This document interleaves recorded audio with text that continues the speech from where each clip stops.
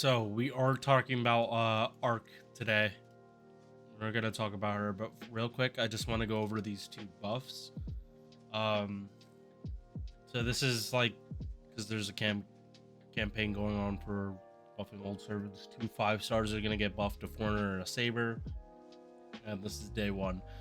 So this is what Vlad had for his tactics. It was just 18% MP damage for the party for 1 turn. Now it's 20% for 3 turns. Cooldown still the same. Party-wide Buster buff, and then there's this. Wait, triggers self. Wait, so if he gets hit, he applies this, or if he does damage? It's on him. It's on him. That's why this taunt's here. Okay, no, that's still good. It is still good. So yeah, now his kit actually does synergize well together. Oh yeah, there's a lot of synergy now.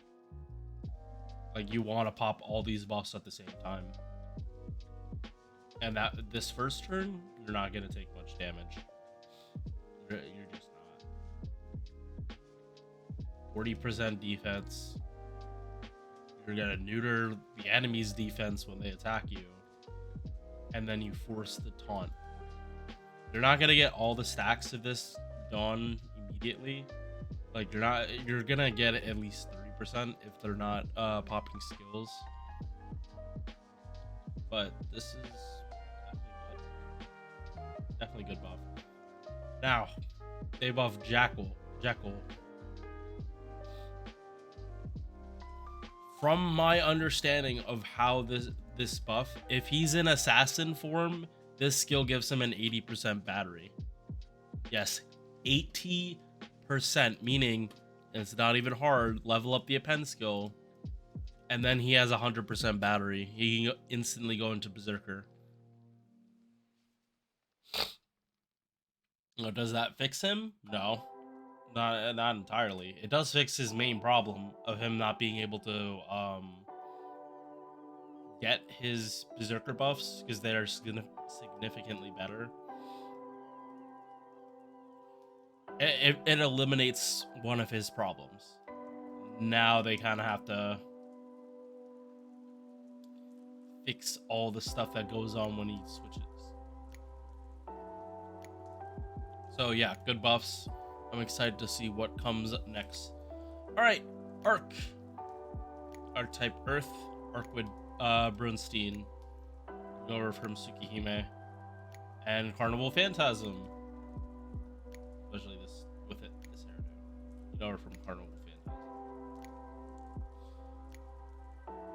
Phantasm. Interesting enough, she actually changes alignment based on Ascension. She's like one of those types of servants. Chaotic as in 1 and 3, and then neutral in 2. Sarjan as a moon cancer, 15%, not bad. Only has 1 quick guard though. 0.45 MP charge. That is not good. That is not good at all, even though she has 4 hits. But, like, that's not amazing. Like, Zenobia has something similar, but she's an arts spamming servant that's getting roided out by Castoria. You are probably not using Castoria with Arc. 5 hit extra attack and 3 hits on the Buster. I'm bringing down how good these are because I have to. Like, this is strictly looking at the base stats. Oh, base attack is average, just slightly above average. And HP, I believe, is about average too, maybe a little more. Also, notice the lack of traits, chat. I don't know if it's the wiki. It just might be the wiki, but she's lacking a lot of traits. And notice, not weak to Enuma Elish.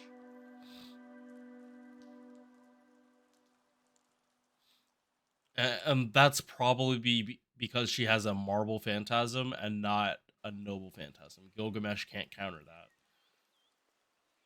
Alright, first skill. Seals all enemy skills for 1 turn. Reduces their defenses and increases own attack by 30%.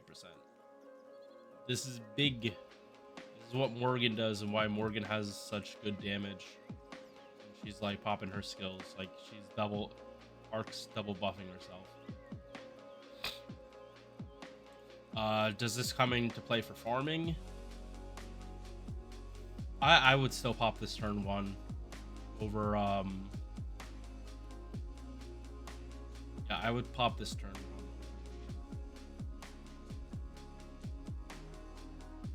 Yeah, because you could pop this turn 1 and 3 because the cooldown is 6 if you're using Koinskaya.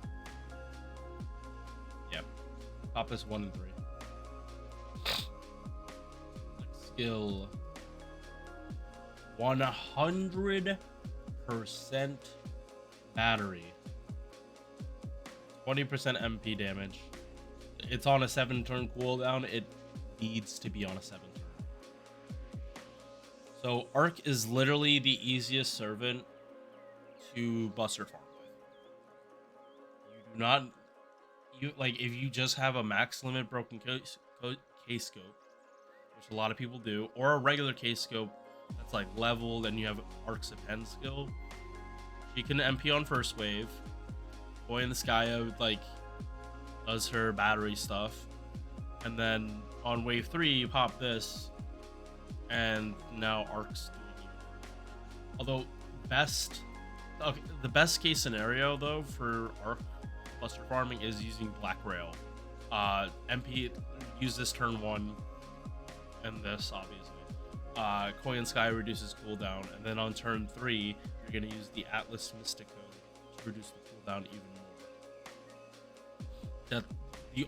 That's the only way you can use this skill turn 1 and still make it a 3-turn, because she needs, unless like one of your Koinskaya is getting killed, which shouldn't happen in farming, she's gonna need, like, you can't do 100% battery 1 turn, 250s, and then somehow get another 100 with 1 servant. That's not how Buster farming works. Is her damage ridiculously high though? Like, considering I don't think her damage is gonna be super high compared to if you were like slotting in Oberon, but this is like, you don't need to plug suit, so using Oberon is irrelevant. If you do try plug suiting with Arc, you're gonna have a bad time, because no amount of Koinskaya is gonna bring this cooldown down to like having it ready for the 3rd wave if you use it turn wave 1, unless like you literally pop this turn 1 and literally don't do anything, which option, that's a definite option. Yeah, because like you're just gonna get this back anyway. So if you wanted to instead make it a 4-turn and be able to use any Mystic Code you want, you can do that, I guess. Not a terrible idea, just not like most efficient. 3rd skill, party-wide invo, 1 attack for 3 turns, buff removal resistance for all allies with the good alignment, and charges party's MP gauge except self on Millennium Castle battlefield. What's the Millennium Castle? It's her Marble Phantasm. What's her Marble Phantasm? Go read Tsukihime. I'm kidding about that, by the way. Passive skills: magic resist A plus 21% debuff resist. Arts: territory creation EX for 12% arts. Debuff success rate for the first skill. Independent action for crit damage. Original 1. While in the field is Millennium Castle battlefield. Omniverse, 30%, all of these.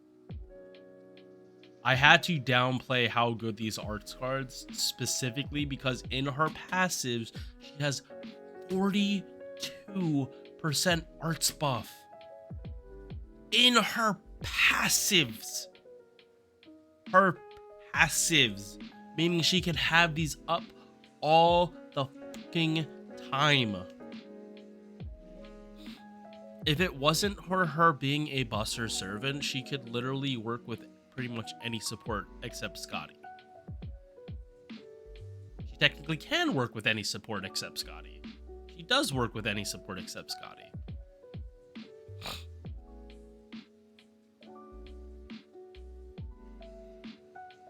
The best case scenario, like especially because she gets this Omnicar buff, her best team actually involves Waver and Rhinus for like getting all the benefits that you can. What do I mean by that? We'll get to that in a second. Damage mod against foreigners. Just go mana loading. You'll be able to do cool stuff or extra attack. Honestly, extra attack not a bad thing because they did buff extra attack. They definitely did buff the extra attack. Yeah, here we go. Marble Phantasm. See, it doesn't even say not even gonna say Noble Phantasm. This is Marble. Oh, so Marble Phantasms are basically reality marbles for dead apostles. I mean, especially dead apostle ancestors, which Arc is definitely one. So she changes the battlefield to Millennium Castle Battlefield. She gets this, and this will start to work after she pops her MP. So, little awkward, but it's not a battery for herself, so it doesn't really matter. Damage mod against chaotic alignment enemies, and that scales with level. It's not overcharge. And charges the MP gauge of living human allies except self. Who are living humans? These are living humans, pseudo servants, or Prisma Ilya. So who are the supports here? Rhinus, Waver. Who would you actually bring to support Arc? Rhinus, Waver. You could do Coin Sky, you could do Oberon. But in a boss fight, these two. Because you will spam the shit out of their MPs. Holy shit, will you be spamming MPs?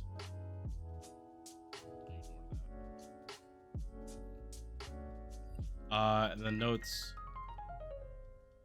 Okay, so even when the graphic change, I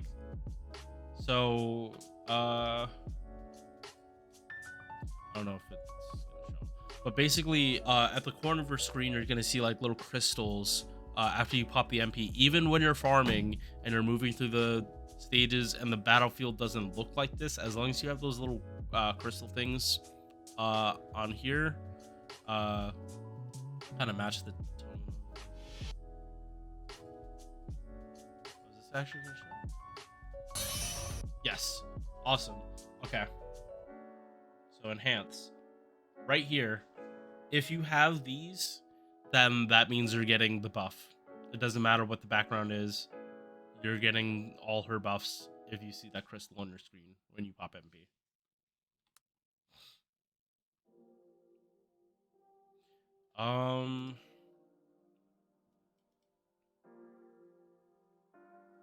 Is stackable if you use it in successive, but I don't think that passive. That's okay. So that's why they made it a passive, because if people could stack it, she would have ludicrous damage. She would have ludicrous damage. She would be stacking Omni buffs.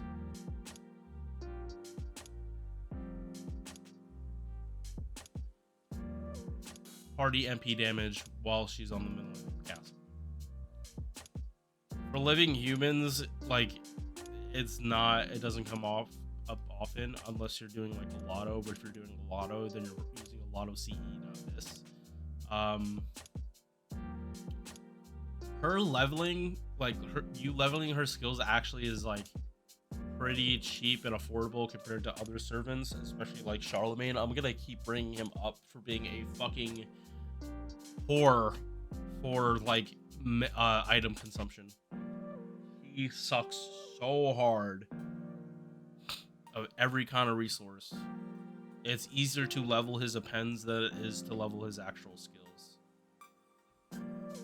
Okay, so I mentioned Lotto's. Should you summon for Arc? She's probably one of the best Lotto servants that you're gonna get.